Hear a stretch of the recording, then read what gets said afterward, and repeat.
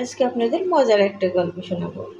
আমার মেয়ে 2 বছরের বাচ্চা, শুধু কাঁচা চাউল খেতে চায়। আমি সেজন্য আমার মেয়ের জন্য চাউল ভাজি করি।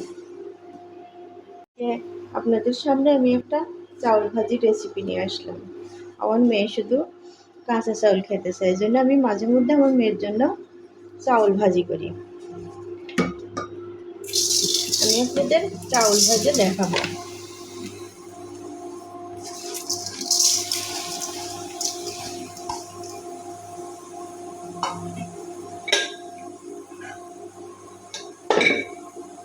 আমার মেয়েটা শুধু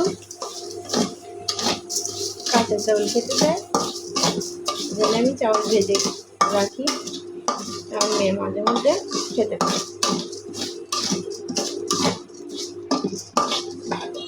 ইন্ডাকশনের চুলায় চাউল ভাজিটা তেমন সুন্দর হয় না, খড়ির চুলায় ভালো হয়। আমাদের খড়ির চুলাটা ছাদে, তো এখন রাত হয়ে গেছে, এই মুহূর্তে যাওয়া সম্ভব হচ্ছে না। হ্যালো বন্ধুরা, আমার চাউল ভাজি শেষ। দেখেন আমার চাউল ভাজি হয়ে গেছে, চাউল ভাজিটা ধরে যাচ্ছে, নামিয়ে রাখবো। হ্যালো বন্ধুরা, চাউল ভাজিটা একটু ধরে গেছে, এত বেশি যে চাউল ভাজিটা ধরেই গেছে।